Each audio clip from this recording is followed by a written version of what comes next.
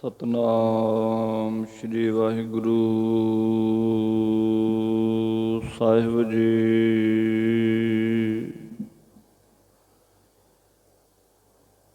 ਇੱਕ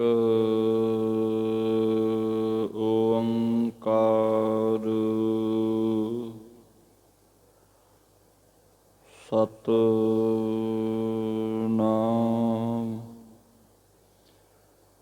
ਕਰਤਾ ਪੁਰਖ ਨਿਰਭਉ ਨਿਰਵੈਰ ਅਕਾਲ ਮੂਰਤ ਅਜੂਨੀ ਸੈਭੰ ਗੁਰ ਪ੍ਰਸਾਦਿ ਜਪੁ ਆਦਿ ਸਚ ਜੁਗਾਦਿ ਸਚ ਹੈ ਭੀ ਸਚ ਨਾਨਕ ਹੋਸੀ ਭੀ ਸਚ। ਉੱਚਾ ਅਗਮ ਅਪਾਰ ਪ੍ਰਭ ਕਥਨ ਨਾ ਜਾਏ ਅਕਥ। ਨਾਨਕ ਪ੍ਰਭ ਸ਼ਰਨਾਗਤੀ ਰਾਖਨ ਕਉ ਸਮਰੱਥ। ਤੁਮਰੀ ਸ਼ਰਨ ਤੁਮਾਰੀ ਆਸਾ ਤੁਮ ਹੀ ਸੱਜਣ ਸੁਹੇਲੇ। ਰਾਖਹੁ ਰਾਖਣਹਾਰ ਦਿਆਲਾ ਨਾਨਕ ਕਰ ਕੇ ਗੋਲੇ। ਤੁਧ ਆਗੈ ਅਰਦਾਸ ਹਮਾਰੀ ਜਿਉ ਪਿੰਡ ਸਭ ਤੇਰਾ। ਕਹੋ ਨਾਨਕ ਸਭ ਤੇਰੀ ਵਡਿਆਈ ਕੋਈ ਨਾਉ ਨਾ ਜਾਣੈ ਮੇਰਾ। ਕਹੋ ਨਾਨਕ ਸਭ ਤੇਰੀ ਵਡਿਆਈ ਕੋਈ ਨਾਉ ਨਾ ਜਾਣੈ ਮੇਰਾ। ਪਰਮ ਸਤਿਕਾਰਯੋਗ ਗੁਰੂ ਰੂਪ ਗੁਰੂ ਸਵਾਰੀ ਗੁਰੂ ਪਿਆਰੀ ਗੁਰੂ ਖਾਲਸਾ ਸਾਧ ਸੰਗਤ ਜੀ, ਵਾਹਿਗੁਰੂ ਜੀ ਕਾ ਖਾਲਸਾ ਵਾਹਿਗੁਰੂ ਜੀ ਕੀ ਫਤਿਹ। ਪਰਮਾਤਮਾ ਦੇ ਸਚਿਤ ਆਨੰਦ ਪੁਰੀ ਵਿਸ਼ੰਤਾ ਸਾਪੁਰਸ਼ਾ ਸ੍ਰੀ ਅਕਾਲ ਪੁਰਖ ਪਰਮਾਤਮਾ ਵਾਹਿਗੁਰੂ ਜੀ ਅਪਾਰ ਰਹਿਮਤ ਕਿਰਪਾ ਕਰ ਰਹੇ ਨੇ। ਸਾਨੂੰ ਤੁਹਾਨੂੰ ਸਭ ਨੂੰ ਸਭ ਦੀਆਂ ਬੇਨਤੀਆਂ ਮੰਨ ਕਰ ਅੰਮ੍ਰਿਤ ਵੇਲੇ ਦੇ ਸੁਭਾਗ ਸਮੇਂ ਸੇਵਾ ਸਿਮਰਨ ਨਿਤਨੇਮ ਅਗਾਧ ਬੋਧ ਗੁਰਬਾਣੀ ਦੀ ਵਿਚਾਰ ਮਹਾਰਾਜ ਸੱਚੇ ਪਾਤਸ਼ਾਹ ਜੀ ਬਖਸ਼ ਰਹੇ ਨੇ। ਜਿਤਨੇ ਵੀ ਸਰੀਰ ਜੋ ਵੀ ਮਾਈ ਭਾਈ ਆਪ ਜੀ ਸਮੇਂ ਦਾ ਲਾਹਾ ਲੈਂਦੇ ਹੋਏ ਸਤਿਗੁਰਾਂ ਦੇ ਪਾਵਨ ਪਵਿੱਤਰ ਸੱਚਖੰਡੀ ਦਰਬਾਰ ਦੀਆਂ ਹਾਜ਼ਰੀਆਂ ਭਰ ਰਹੇ ਹੋ, ਸਭ ਧੰਨਤਾ ਦੇ ਯੋਗ ਹੋ। ਲੜੀਵਾਰ ਕਥਾ ਦਾਤੇ ਦੀ ਮਿਹਰ ਦਾ ਸਦਕਾ ਸਾਨੂੰ ਪ੍ਰਾਪਤ ਹੋਈ ਹੈ। ਸਟੈਪ ਬਾਏ ਸਟੈਪ, ਪੌੜੀ ਦਰ ਪੌੜੀ ਮਹਾਰਾਜ ਸਮਝਾਉਂਦੇ ਨੇ। ਹਰ ਰੋਜ਼ ਸਾਨੂੰ ਅਧਿਆਤਮਕ ਭੋਜਨ ਜਿਹੜਾ ਹੈ, ਰੂਹ ਦੀ ਖੁਰਾਕ ਜਿਹੜੀ ਹੈ, ਅਗਾਧ ਬੋਧ ਗੁਰਬਾਣੀ ਦੇ ਜਾਪ ਸੇਵਾ ਸਿਮਰਨ ਕਥਾ ਵਿਚਾਰਾਂ ਬਖਸ਼ਿਸ਼ ਕਰਕੇ ਮਹਾਰਾਜ ਸੱਚੇ ਪਾਤਸ਼ਾਹ ਜੀ ਸਾਨੂੰ ਨਵਾਜ ਰਹੇ ਨੇ, ਸਾਡਾ ਉਧਾਰ ਕਰਦੇ ਨੇ। ਹਰ ਰੋਜ਼ ਭੁੱਖ ਲੱਗ ਰਹੀ ਹੈ, ਮਨ ਨੂੰ, ਆਤਮਾ ਨੂੰ ਨਾਮ ਬਾਣੀ ਦੀ। ਮਹਾਰਾਜ ਚੇ ਪਾਤਸ਼ਾਹ ਜੀ ਉਹ ਖੁਰਾਕ ਬਖਸ਼ਿਸ਼ ਕਰਦੇ ਆ। ਇਹ ਉਹ ਐਸੀ ਖੁਰਾਕ ਹੈ, ਐਸਾ ਖਾਣਾ ਹੈ, ਐਸਾ ਭੋਜਨ ਹੈ ਕਿ ਭਾਈ ਐਸਾ ਦਾਰੂ ਖਾਏ ਗਵਾਰ, ਜਿਤ ਖਾਧੈ ਤੇਰੇ ਜਾਏ ਬਿਕਾਰ। ਧਿਆਨ ਨਾਲ ਸੁਣਿਓ ਬੇਨਤੀ।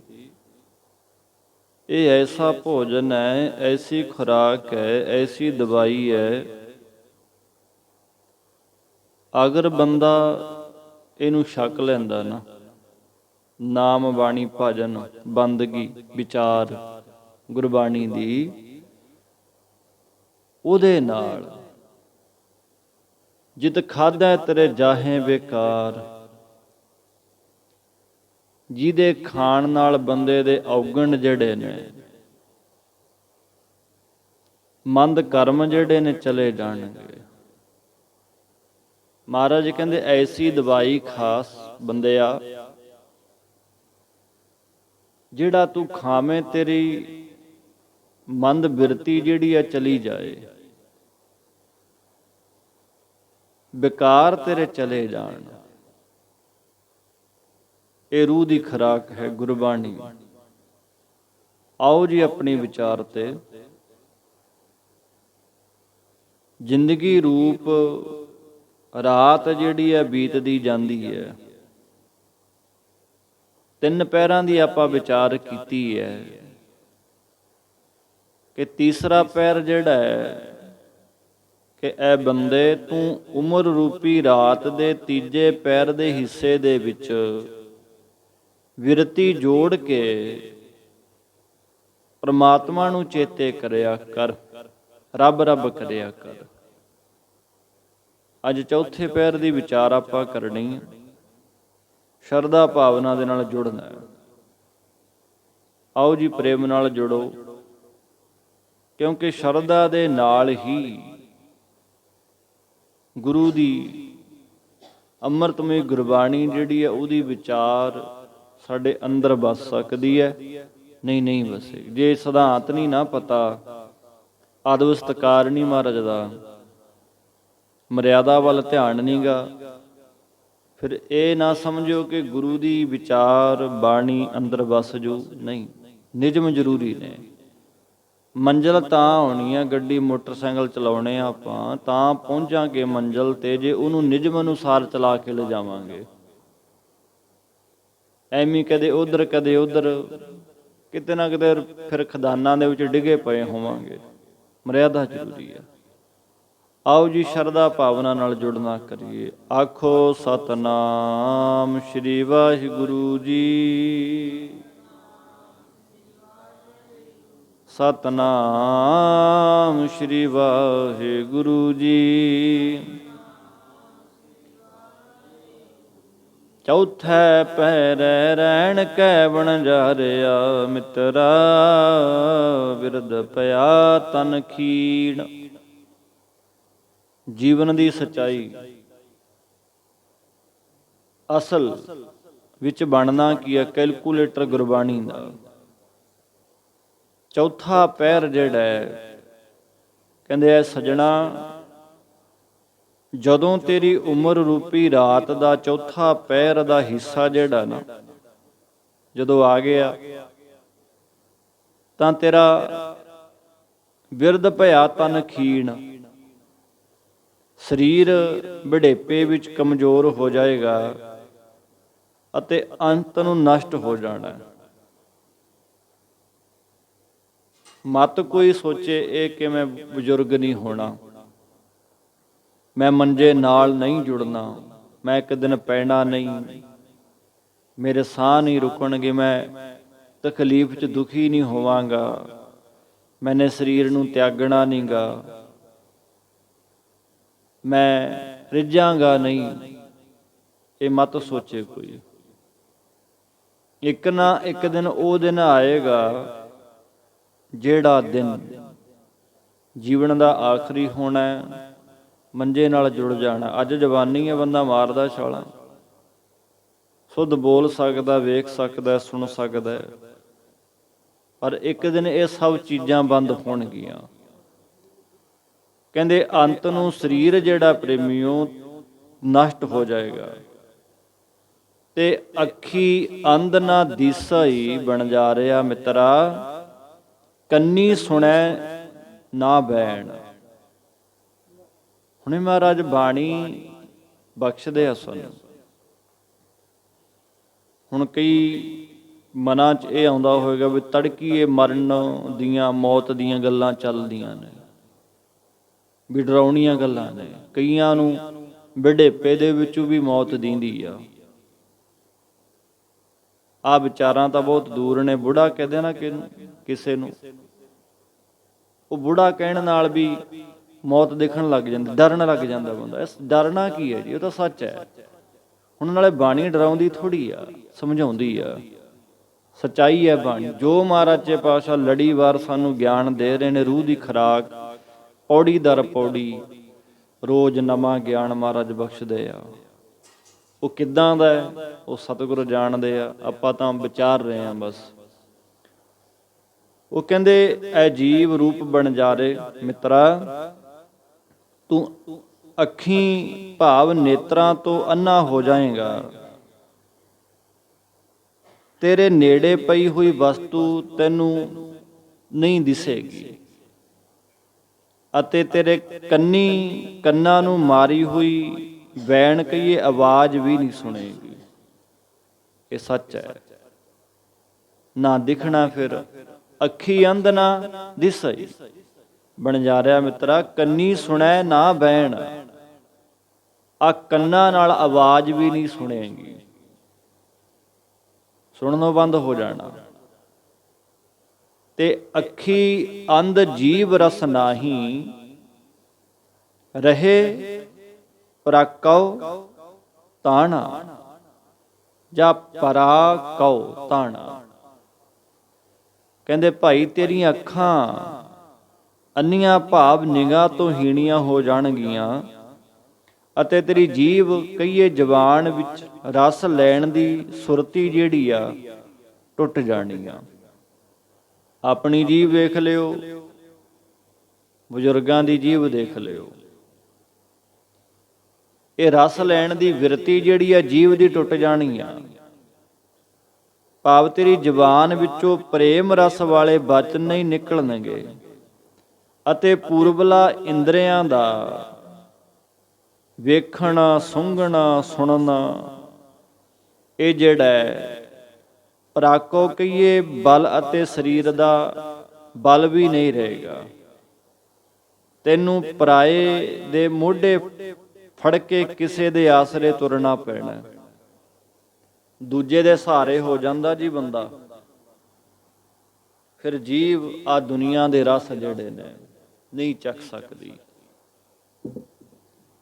ਨਾ ਫਿਰ ਆ ਇੰਦਰੀਆਂ ਨੇ ਕੰਮ ਕਰਨਾ।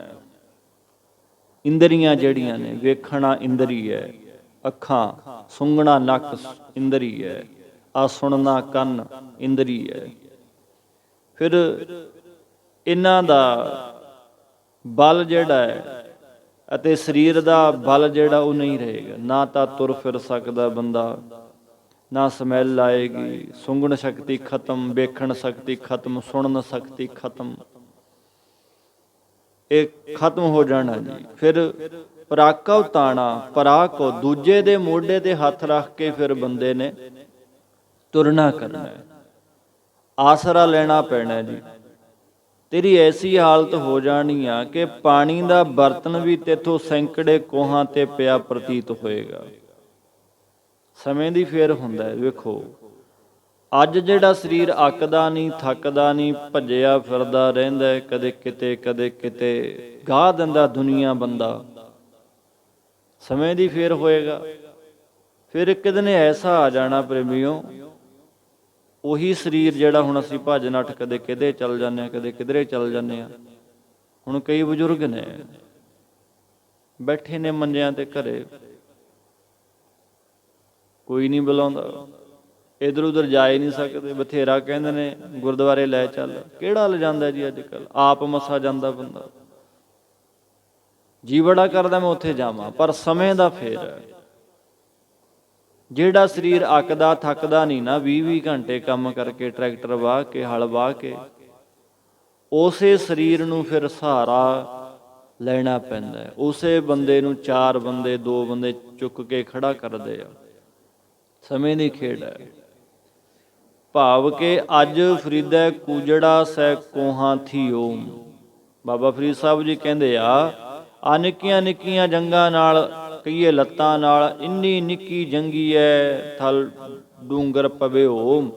ਅੱਜ ਫਰੀਦਾ ਕੂਜੜਾ ਸੈ ਕੋਹਾਂ ਥੀਓ। ਕਹਿੰਦੇ ਆ ਨਿੱਕੀਆਂ ਨਿੱਕੀਆਂ ਲੱਤਾਂ ਨਾਲ ਦੁਨੀਆ ਗਾਹਤੀ, ਦੁਨੀਆ ਘੁੰਮ ਆਏ, ਬੜੀ ਦੂਰ ਦੂਰ ਤੱਕ ਜਾ ਆਏ, ਪਰ ਅੱਜ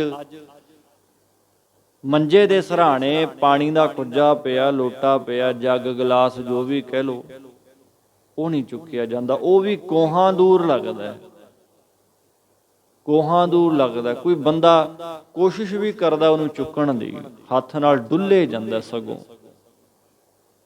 ਕੰਮ ਨਹੀਂ ਕਰਦੇ ਹੱਥ ਪੈਰ, ਅੰਗ ਪੈਰ ਸਹੀ। ਕਹਿੰਦੇ ਰਹਿ ਪਰਾਕੋ ਤਾਣਾ, ਪਰਾਏ ਦੇ ਆਸਰੇ ਤੁਰਨਾ ਪੈਂਦਾ। ਗੁਣ ਅੰਤਰ ਨਾਹੀ ਕਿਉਂ ਸੁਖ ਪਾਵੈ, ਮਨਮੁਖ ਆ ਬਣ ਜਾਣਾ। ਐ ਜੀਵ ਤੇਰੇ ਅੰਦਰ ਕੋਈ ਵੀ ਗੁਣ ਨਹੀਂ ਆ, ਤੂੰ ਕਿਵੇਂ ਸੁਖ ਪ੍ਰਾਪਤ ਕਰੇਗਾ। ਤੂੰ ਆਪਣੇ ਮਨ ਨੂੰ ਹੀ ਮੁਖੀ ਬਣਾਇਆ ਹੋਇਆ, ਜੋ ਤੇਰਾ ਮਨ ਤੈਨੂੰ ਪ੍ਰੇਰਣਾ ਦਿੰਦਾ ਹੈ ਨਾ, ਤੂੰ ਉਹੀ ਕੁਝ ਕਰਨਾ ਹੈ। ਇਸ ਕਾਰਨ ਤੇਰਾ ਆਉਣਾ ਜਾਉਣਾ ਜਿਹੜਾ ਹੈ, ਜੰਮਣਾ ਮਰਨਾ ਜਿਹੜਾ ਹੈ, ਉਹ ਲੱਗਿਆ ਹੋਇਆ। ਗੁਣਾਂ ਦੀ ਸਾਂਝ ਕਰੋ। ਗੁਣਾਂ ਤੋਂ ਬਿਨਾਂ ਪ੍ਰੇਮੀਓ ਸਭ ਔਗਣ ਅੰਦਰ ਸਾਨੂੰ ਜਿਹੜੇ ਰਜਾ ਰਹੇ ਨੇ, ਰੱਬ ਤੋਂ ਦੂਰ ਲਿਜਾ ਰਹੇ ਨੇ, ਜਿਨ੍ਹਾਂ ਦੇ ਕਾਰਨ ਸਾਡੀ ਉਹਦੇ ਨਾਲ ਨੇੜਤਾ ਨਹੀਂ, ਦੂਰੀ ਵੱਧਦੀ ਜਾਂਦੀ ਆ। ਕਿਉਂ ਸੁਖ ਭਾਵੈ, ਸੁਖ ਨਹੀਂ ਮਿਲਦਾ। ਵੇਖੋ ਰੋਜ਼ ਆਉਂਦੇ ਆ ਮਹਾਰਾਜ ਦੇ ਚਰਨਾਂ 'ਚ, ਰੋਜ਼ ਆਪਾਂ ਨਤਮਸਤਕ ਹੁੰਨੇ ਆ, ਮੱਥਾ ਟੇਕਨੇ ਆ, ਅਵਸਥਾ ਕਿਸੇ ਕਿਸੇ ਦੀ ਬਣਦੀ ਆ, ਭੇਟਾਵਾਂ ਦਿੰਨੇ ਆ। ਇਹ ਸਾਧਨ ਨੇ, ਮੰਜ਼ਿਲ ਨਹੀਂ। ਗੁਰੂ ਨੇ ਜੇ ਕੁਛ ਦੇਣਾ ਨਾ, ਆਪਣੇ ਮੰਦ ਕਰਮ ਜਿਹੜੇ ਨੇ, ਔਗਣ ਹੰਕਾਰ, ਇਹ ਦੇ ਦਿਓ। ਉਹ ਖੁਸ਼ ਤਾਂ ਹੋਏਗਾ ਜੇ ਉਹਦੀ ਸੀ ਵਿਚਾਰ ਅਪਣਾਵਾਂਗੇ, ਰੱਬ ਦੀ ਰਜ਼ਾ 'ਚ ਚੱਲਾਂਗੇ। ਨਾਲੇ ਉਹਦੀਆਂ ਵਸਤੂਆਂ ਦਿੱਤੀਆਂ ਹੋਈਆਂ ਆਪਾਂ ਉਹਨੂੰ ਕੀ ਦੇ ਸਕਦੇ ਹਾਂ। ਉਹ ਖੁਸ਼ ਕਦੋਂ ਹੁੰਦਾ ਹੈ? ਜਦੋਂ ਅਸੀਂ ਆਪਣੀ ਭੈੜੀ ਬਿਰਤੀ ਤਿਆਗਦੇ ਹਾਂ। ਸੁਣੋ, ਇੱਕ ਦੋਸਤ ਮਿੱਤਰ ਕਿਸੇ ਦੋਸਤ ਨੂੰ ਮਿਲਣ ਗਿਆ, ਉਹਦੇ ਘਰੇ ਗਿਆ, ਉਹਨੇ ਚਲੋ ਸਤਿਕਾਰ ਕੀਤਾ। ਫਿਰ ਜਿਹੜਾ ਆਇਆ ਸੀ ਉਹਨੇ ਸੋਚਿਆ ਵੀ ਇਹਨੂੰ ਕੋਈ ਤੋਹਫਾ ਦਿੱਤਾ ਜਾਵੇ, ਖੁਸ਼ ਹੋ ਜਾਏ। ਮਿੱਤਰ ਨੂੰ ਉਹ ਚਲੋ ਚਾਹ ਪਾਣੀ ਲੈਣਗੇ ਅੰਦਰ, ਸੋਚਿਆ ਕਿ ਆਪਣੇ ਮਿੱਤਰ ਨੂੰ ਮੈਂ ਕੋਈ ਤੋਹਫਾ ਦੇਵਾਂ, ਕੋਈ ਚੀਜ਼ ਦੇਵਾਂ ਜਿਹਦੇ ਨਾਲ ਮੇਰਾ ਮਿੱਤਰ ਖੁਸ਼ ਹੋ ਜਾਏ। ਚਲੋ ਜੀ, ਉਹਦੇ ਘਰ ਦੇ ਵਿੱਚ ਜਿਹੜੇ ਬੰਦੇ ਦੇ ਘਰ ਗਿਆ ਸੀ, ਕਾਫੀ ਚੀਜ਼ਾਂ ਪਈਆਂ, ਫੋਟੋਆਂ ਤਸਵੀਰਾਂ ਕੰਧਾਂ ਤੇ ਇੱਧਰ ਉੱਧਰ। ਉਹਨਾਂ ਦੇ ਵਿੱਚੋਂ ਉਹਨੇ ਇੱਕ ਤਸਵੀਰ, ਫੋਟੋ ਜਾਂ ਜੋ ਵੀ ਕਹਿ ਲਓ, ਉਹ ਚੁੱਕਣਾ ਕੀਤੀ। ਤੇ ਜਦੋਂ ਉਹਦਾ ਮਿੱਤਰ ਚਾਹ ਪਾਣੀ ਲੈ ਕੇ ਆਇਆ ਤੇ ਉਹ ਫੋਟੋ ਤਸਵੀਰ ਜਿਹੜੀ ਸੀ ਆਪਣੇ ਮਿੱਤਰ ਨੂੰ ਭੇਟ ਕਰ ਦਿੱਤੀ ਉਹਨੇ, ਵੀ ਮੈਂ ਤੇਰੇ ਵਾਸਤੇ ਲੈ ਕੇ ਆਇਆ। ਕਾਫੀ ਪਈਆਂ ਸੀ, ਮੈਂ ਤੇਰੇ ਵਾਸਤੇ ਲੈ ਕੇ ਆਇਆ। ਉਹਨੇ ਪਕੜ ਲਈ। ਹੁਣ ਉਹਨੂੰ ਪਤਾ ਵੀ ਇਹ ਮੇਰੀ ਹੈ, ਉਹਨੂੰ ਪਤਾ ਹੈ ਕਿ ਇਹ ਮੇਰੇ ਘਰਿਓਂ ਚੁੱਕ ਕੇ ਇਹ ਤਸਵੀਰ ਫੋਟੋ ਜਿਹੜੀ ਹੈ ਮੈਨੂੰ ਦੇਈ ਜਾਂਦਾ। ਉਹ ਵਿਚਾਰਾ ਅੰਦਰੋਂ ਅੰਦਰ ਹੱਸੇ, ਉਹ ਵੇਖੀ ਗਿਆ। ਚਲੋ ਪਕੜ ਲਈ ਉਹਨੇ, ਪਰ ਉਹਦੀ ਰੂਹ ਤੇ ਚਿਹਰੇ ਤੇ ਉਹ ਖੁਸ਼ੀ ਨਹੀਂ ਹੋਈ। ਜੇ ਉਹ ਬਾਹਰੋਂ ਲੈ ਕੇ ਜਾਂਦਾ ਚੀਜ਼, ਕੋਈ ਤੋਹਫਾ ਦੇਣ ਦੇ ਲਈ, ਤਾਂ ਉਹਨੇ ਖੁਸ਼ ਹੋਣਾ ਸੀਗਾ। ਉਹਦੇ ਚਿਹਰੇ ਤੇ ਉਹ ਖੁਸ਼ੀ ਨਹੀਂ ਆਈ। ਇਸੇ ਤਰ੍ਹਾਂ ਮਹਾਰਾਜ ਕਹਿੰਦੇ ਐ ਬੰਦੇ, ਰੱਬ ਤੇਰੀਆਂ ਬਾਹਰਲੀਆਂ ਦਿੱਤੀਆਂ ਭੇਟਾਵਾਂ ਨਾਲ ਖੁਸ਼ ਨਹੀਂ ਹੁੰਦਾ। ਕਿਉਂ? ਉਹਦਾ ਸਭ ਕੁਝ ਉਸੇ ਨੇ ਦਿੱਤਾ ਜੀ। ਉਹਦਾ ਕਿਸੇ ਦੀ ਚੀਜ਼ ਆਪਾਂ ਕਿਸੇ ਨੂੰ ਦੇਈਏ ਉਹ ਖੁਸ਼ ਥੋੜੀ ਹੋਏਗਾ। ਆਪਣੀ ਚੀਜ਼ ਜਦੋਂ ਲਿਆ ਕੇ ਦੇਵਾਂਗੇ ਨਾ ਲਿਜਾ ਕੇ, ਉਹਦੇ ਨਾਲ ਉਹਨੇ ਖੁਸ਼ ਹੋਣਾ। ਤੇਰਾ ਦੀਆ ਤੁਝੇ ਕਾ ਅਰਪੂੰ, ਉਹਦਾ ਸਭ ਕੁਝ ਉਸੇ ਦਾ ਦਿੱਤਾ ਹੋਇਆ ਹੈ, ਸਭ ਕੁਝ। ਇੱਥੋਂ ਤੱਕ ਤੂੰ ਦਾਤਾ ਦਾ ਤਾਰ ਤੇਰਾ ਦਿੱਤਾ ਖਾਵਣਾ, ਉਸੇ ਦਾ ਦਿੱਤਾ ਹੋਇਆ ਖਾਂਦੇ ਆ। ਉਹਨੂੰ ਕੀ ਦੇ ਸਕਦੇ ਆ? ਜੇ ਕੁਛ ਦੇਣਾ ਨਾ ਆਪਣਾ ਹੰਕਾਰ ਦੇ ਦੇ। ਰੋਜ਼ ਆਉਂਦੇ ਆ, ਆਪਣਾ ਹੰਕਾਰ ਔਗਣ ਇੱਥੇ ਲਿਆ ਕੇ ਬੰਦਾ ਮੱਥਾ ਟੇਕ ਦੇ। ਆਪਣਾ ਕੁਛ ਨਹੀਂ, ਸਭ ਗੁਣ ਤੇਰੇ, ਮੈਂ ਨਾਹੀਂ ਕੋਏ। ਸਾਡਾ ਕੁਛ ਨਹੀਂ, ਸਾਡਾ ਇੱਥੇ ਸਿਰਫ ਬੰਦੇ ਦੇ ਆਪਣੇ ਕੀ ਨੇ ਜੀ? ਔਗਣ, ਮਾੜੇ ਕਰਮ। ਉਹ ਬੰਦਾ ਲਿਆ ਕੇ ਇੱਥੇ ਗੁਰੂ ਦੇ ਦਰ ਤੇ, ਰੱਬ ਦੇ ਦਰ ਤੇ ਮੱਥਾ ਟੇਕ ਦੇ ਕਿ ਰੱਬਾ ਐ ਸਤਿਗੁਰੂ ਅੱਜ ਤੋਂ ਬਾਅਦ ਮੈਂ ਇਹ ਨਹੀਂ ਕਰਦਾ, ਤਾਂ ਸੁੱਖ ਮਿਲੇਗਾ, ਤਾਂ ਕੁਛ ਮਿਲਣਾ। ਨਹੀਂ ਕੁਛ ਨਹੀਂ ਮਿਲੇਗਾ ਬਿਨਾਂ ਔਗੁਣਾਂ ਨੂੰ ਮੱਥਾ ਟੇਕੇ ਤੋਂ ਬਿਨਾਂ। ਸੋ ਗੁਣਾਂ ਦੀ ਸਾਂਝ ਹੋਵੇ, ਜੀਵਨ ਸੁਖੀ ਬਣਾਉਣਾ ਹੈ ਤਾਂ ਫਿਰ ਮਨ ਤੋਂ ਪਰਾਂ ਹੋ ਕੇ ਗੁਰੂ ਵੱਲ ਨੂੰ ਤੁਰਨਾ ਪੈਣਾ। ਮਨ ਦੇ ਪਿੱਛੇ ਤੁਰਾਂਗੇ ਪ੍ਰੇਮੀਓ, ਸੁੱਖ ਨਹੀਂ ਗਾ। ਮਨਮੁਖ ਆਵਣ ਜਾਣਾ। ਫਿਰ ਇਸ ਮਨ ਦੇ ਆਖੇ ਲਾ ਕੇ ਜਦੋਂ ਬੰਦਾ ਕਰਮ ਕਰਦਾ ਨਾ, ਜੋ ਮਨ ਪ੍ਰੇਰਣਾ ਦਿੰਦਾ ਉਵੇਂ ਮਨੁੱਖ ਕਰਦਾ ਰਹਿੰਦਾ। ਇਸੇ ਕਾਰਨ ਆਉਣਾ ਜਾਣਾ ਜਿਹੜਾ ਹੈ, ਜੰਮਣਾ ਮਰਨਾ ਜਿਹੜਾ ਹੈ, ਉਹ ਸੰਸਾਰ 'ਚ ਲੱਗਿਆ ਹੋਇਆ। ਹੁਣ ਇਹ ਵੀ ਨਹੀਂ ਭਾਵ ਲੈਣਾ ਵੀ ਆਪਾਂ ਭੇਟਾਵਾਂ ਨਾ ਦਈਏ। ਪ੍ਰਬੰਧ ਚਲਾਉਣ ਵਾਸਤੇ ਬੜਾ ਕੁਛ ਲੋੜ ਹੁੰਦੀ ਹੈ। ਇਹ ਜ਼ਰੂਰੀ ਹੈ, ਆਪਣੀਆਂ ਕਿਰਤ ਕਮਾਈਆਂ ਸਫਲ ਬਣਾਉਣ ਵਾਸਤੇ ਆਪਾਂ ਦਸਵੰਧ ਕੱਢਣਾ ਜ਼ਰੂਰੀ ਆ। ਪਰ ਇਹ ਨਾ ਸਮਝੀਏ ਕਿ ਅਸੀਂ ਮੁੱਲ ਲੈ ਲਿਆ, ਗੁਰੂ ਦੀ ਬਾਣੀ ਦਾ ਪਾਠ ਕਰਾ ਲਿਆ, ਭੇਟਾ ਦੇਤੀ, ਮੁੱਲ ਮਿਲ ਗਈ। ਇਹ ਅਮੋਲਕ ਵਸਤੂਆਂ ਨੇ, ਉਹ ਇੱਕ ਧੰਨਵਾਦ ਹੈ। ਨਾ ਤਾਂ ਮੁੱਲ ਕੋਈ ਵੇਚ ਸਕਦਾ ਹੈ ਕਥਾ ਕੀਰਤਨ ਕਰਕੇ, ਪਾਠ ਕਰਕੇ, ਨਾ ਕੋਈ ਮੁੱਲ ਦੇ ਸਕਦਾ ਹੈ। ਗੁਰਬਾਣੀ ਦਾ ਕੋਈ ਮੁੱਲ ਨਹੀਂ ਗਾ। ਇਹ ਸਤਿਕਾਰ ਹੈ, ਧੰਨਵਾਦ ਹੈ। ਦਕਸ਼ਣਾ ਦੇਣੀ, ਭੇਟਾ ਦਕਸ਼ਣਾ ਦੇਣੀ, ਦਾਨ ਦੇਣਾ, ਕਹੀਏ ਛੱਡ ਦੇਣਾ, ਇਹ ਇੱਕ ਸ਼ੁਕਰਾਨਾ ਹੈ, ਧੰਨਵਾਦ ਹੈ। ਕਿਰਤ ਕਮਾਈਆਂ ਸਫਲੀਆਂ ਬਣਾਉਣ ਦਾ, ਰੱਬ ਦੇ ਦਿਦਾਰਿਆਂ ਦਾ, ਗੁਰੂ ਦੀ ਬਾਣੀ ਦਾ ਸਤਿਕਾਰ। ਕੁਛ ਦੇਣਾ ਨਾ ਸਮਝੀਏ। ਇਹਨਾਂ 'ਚ ਫਸੇ ਰਵਾਂਗੇ ਤਾਂ ਜੰਮਣਾ ਮਰਨਾ ਜਿਹੜਾ ਮੁੱਕਣਾ ਨਹੀਂ ਗਾ। ਅੱਗੇ ਮਹਾਰਾਜ ਕਹਿੰਦੇ ਆ, ਖੜ ਪੱਕੀ ਕੂੜ ਭਜੈ ਬਿਨਸੈ, ਆਏ ਚਲੇ ਕਿਆ ਮਾਣ। ਕਹਿੰਦੇ ਜਿਵੇਂ ਖੜ ਕਹੀਏ ਖੇਤੀ ਪੱਕ ਕੇ, ਕੁੜ ਕਹੀਏ ਕੱਬੀ ਹੋ ਜਾਂਦੀ ਆ ਨਾ, ਕੁੱਬੀ ਭਾਵ ਟੇਢੀ ਮੇਢੀ ਵਜਨ ਕਰਕੇ, ਭਾਵ ਨੀਵੀਂ ਹੋ ਜਾਂਦੀ ਆ, ਫਿਰ ਉਹ ਭੱਜੇ ਕਹੀਏ ਟੁੱਟ ਜਾਂਦੀ ਆ ਅਤੇ ਅੰਤ ਨੂੰ ਉਹ ਨਾਸ ਹੋ ਜਾਂਦੀ ਆ। ਜਿਵੇਂ ਹੁਣ ਦਾਣੇ ਪੈਣੇ ਆ ਝੋਨੇ 'ਚ, ਜੀਰੀ ਦੇ ਵਿੱਚ ਬੱਲੀਆਂ ਲੱਗਣਗੀਆਂ। ਹੁਣ ਦੇਖੋ ਦਾਣੇ ਨਹੀਂ, ਖੜੀ ਆਓ ਆਪਣੇ ਜ਼ੋਰ ਤੇ। ਜਦੋਂ ਦਾਣੇ ਪੈ ਗਏ ਜੜ੍ਹਾਂ ਕਮਜ਼ੋਰ ਹੋ ਜਾਣਗੀਆਂ, ਉੱਪਰ ਦਾਣੇ ਭਾਰੀ ਪੈ ਜਾਂਦੇ ਨੇ, ਉਹ ਫਸਲ ਜਿਹੜੀ ਥੱਲੇ ਨੂੰ ਨਿਵ ਜਾਂਦੀ ਹੈ, ਕੁੱਬੀ ਹੋ ਜਾਂਦੀ ਹੈ ਜੀ, ਵਜਨ ਹੋ ਜਾਂਦਾ, ਅੰਤ ਨੂੰ ਨਾਸ ਹੋ ਜਾਂਦੀ ਆ। ਇਸੇ ਪ੍ਰਕਾਰ ਤੇਰੀ ਉਮਰ ਦੀ ਸਰੀਰ ਰੂਪੀ ਖੇਤੀ ਪੱਕ ਗਈ, ਭਾਵ ਵਿਰਧ ਅਵਸਥਾ ਆ ਗਈ, ਤਾਂ ਕੁੱਬਾ ਹੋ ਜਾਏਗਾ ਤੇ ਅੰਤ ਨੂੰ ਸਰੀਰ ਜਿਹੜਾ ਹੈ ਉਹ ਨਾਸ ਹੋ ਜਾਣਾ। ਸਨੇਹ ਹੈ, ਜਦ ਤਨ ਨੇ ਆ ਕੇ ਚਲਿਆ ਜਾਣਾ ਤਾਂ ਇਸ ਤਨ ਦਾ ਕੀ ਮਾਣ ਹੰਕਾਰ ਕਰਨਾ। ਆਏ ਚੱਲੇ ਕਿਆ ਮਾਣ। ਆਏ ਆ, ਜੇ ਜਨਮ ਹੋਇਆ ਨਾ ਸਾਡਾ, ਮਰਨ ਵੀ ਇੱਕ ਦਿਨ ਹੋਏਗਾ। ਮੁਨ ਕਰਨਾ ਹੋਈਏ, ਸੱਚ ਹੈ। ਇੱਕ ਨਾ ਇੱਕ ਦਿਨ ਤਾਂ ਆਉਣਾ ਹੈ ਜੀ। ਬੰਦਾ ਹੱਸ ਕੇ ਕਬੂਲ ਲੈ, ਰੋ ਕੇ ਕਬੂਲੇ। ਮਰਜ਼ੀ ਆਪਣੀ। ਆਏ ਚੱਲੈ ਕਿਆ ਮਾਣ, ਕੀ ਮਾਣ ਹੈ। ਇੰਨੀ ਲੋਇਣ ਦੇਖਦਿਆਂ ਕੀਤੀ ਚੱਲ ਗਈ, ਫਰੀਦਾ ਲੋਕਾਂ ਆਪੋ ਆਪਣੀ, ਮੈਂ ਆਪਣੀ ਪਈ।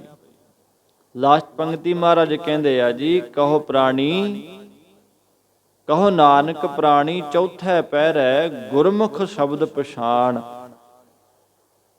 ਕਹਿੰਦੇ ਐ ਮਨੁੱਖ ਸਰੀਰ ਦੀ ਉਮਰ ਰੂਪੀ ਰਾਤ ਦੇ ਚੌਥੇ ਪਹਿਰ ਕਹੀਏ ਵਿਰਧ ਅਵਸਥਾ ਵਿੱਚ ਗੁਰਮੁਖ ਕਹੀਏ ਮੁਖੀ ਗੁਰਾਂ ਦੇ ਉਪਦੇਸ਼ ਦੁਆਰਾ ਸਤ ਸਰੂਪ ਨੂੰ ਪਛਾਨਣਾ ਕਰ। ਗੁਰਮੁਖ ਬਣ ਕੇ ਬ੍ਰਹਮ ਨੂੰ ਪਛਾਨਣਾ ਕਰ। ਮਹਾਰਾਜ ਜੀ ਉਮਰ ਰੂਪੀ ਰਾਤ ਦੇ ਚਾਰੇ ਪਹਿਰ ਪੂਰੇ ਕਰਨ ਤੋਂ ਉਪਰੰਤ ਅਗਲੀ ਜਿਹੜੀ ਪੰਜਵੀਂ ਪੌੜੀ ਆ ਉਹਦੀ ਰਚਨਾ ਕਰਦੇ ਹੋਏ ਹੋਰ ਬਚਨ ਨੇ। ਇੱਥੇ ਤੱਕ ਕਿ ਕਹੋ ਨਾਨਕ ਪ੍ਰਾਣੀ ਚੌਥਾ ਪਹਿਰ ਹੈ, ਗੁਰਮੁਖ ਸ਼ਬਦ ਪਛਾਣ। ਵਿਰਧ ਹੋ ਗਿਆ, ਗੁਰਮੁਖ ਬਣਨ ਦੀ ਕੋਸ਼ਿਸ਼ ਕਰ। ਇਹ ਸੱਚ ਹੈ, ਸਰੀਰ ਛੱਡਣਾ ਹੈ। ਉਹ ਕਰਮ ਨਾ ਕਰੀ ਜਿਹਦੇ ਨਾਲ ਅੰਤ ਵੇਲੇ ਪਛਤਾਉਣਾ ਪਵੇ। ਐਸਾ ਕੰਮ ਮੂਲੇ ਨਾ ਕੀਚੈ, ਜਿਤ ਅੰਤ ਪਛੋ ਤਾਈ ਹੈ। ਜਿਹਦੇ ਨਾਲ ਪਛਤਾਉਣਾ ਪਵੇ। ਸਨੇਹ ਹੈ, ਬੰਦੇ ਨੂੰ ਦੀਂਦਾ ਨਹੀਂ। ਕਾਲਿਆਂ ਤੋਂ ਧੌਲੇ ਆ ਗਏ। ਸਰੀਰ ਪਹਿਲਾਂ ਛਾਲਾਂ ਮਾਰਦਾ ਸੀਗਾ, ਹੁਣ ਮਸਾਂ ਤੁਰਦਾ ਹੈ। ਸਹਾਰਾ ਲੈਣਾ ਪੈਂਦਾ ਕਿਸੇ ਨਾ ਕਿਸੇ ਦਾ, ਕਿਸੇ ਡੰਡੇ ਸੋਟੇ ਦਾ, ਜਾਂ ਕਿਸੇ ਦੇ ਮੋਢੇ ਤੇ ਹੱਥ ਰੱਖ ਕੇ ਤੁਰਾਂਗੇ ਆਪਾਂ। ਰੱਬ ਨਾ ਕਰੇ ਏਦਾਂ ਦੀ ਅਵਸਥਾ ਬਣੇ, ਪਰ ਬਣ ਰਹੀ ਆ ਸਾਡੇ ਸਾਹਮਣੇ ਆ। ਇਸ ਨੇ ਹੈ ਸਜਣਾ, ਯਾਦ ਰੱਖ ਲੈ ਵੀ ਆ ਸਰੀਰ ਨੇ ਹੁਣ ਬਿਨ ਸਜਾਣਾ ਖਤਮ ਹੋ ਜਾਣਾ। ਤੈਨੂੰ ਖੁਸ਼ੀ ਹੋਵੇ ਜਾਣ ਦੀ, ਦੁੱਖ ਨਾ। ਖੁਸ਼ੀ ਉਦੋਂ ਹੋਏਗੀ ਜਦੋਂ ਸਾਡੀ ਜਾਣ ਪਛਾਣ ਹੋਣੀ ਆ ਉਹਦੇ ਨਾਲ। ਹੁਣ ਜੇ ਅਣਜਾਣ ਪੁਣੇ ਚ ਤੁਰਾਂਗੇ ਨਾ, ਕਿਸੇ ਨਾਲ ਮਿਲਾਂਗੇ ਨਹੀਂ ਉਹਨੂੰ, ਤਾਂ ਫਿਰ ਬੰਦਾ ਉਹਦਾ ਮੂੰਹ ਪਰਾਂ ਨੂੰ ਹੁੰਦਾ, ਉਹਦਾ ਮੂੰਹ ਪਰਾਂ ਨੂੰ ਹੁੰਦਾ, ਕੀ ਖੁਸ਼ ਹੋਏਗਾ। ਪਹਿਲਾਂ ਜਾਣ ਪਛਾਣ ਹੋਏਗੀ, ਸਫ਼ਰ ਵਧੀਆ ਕੱਟ ਜਾਂਦਾ ਹੈ।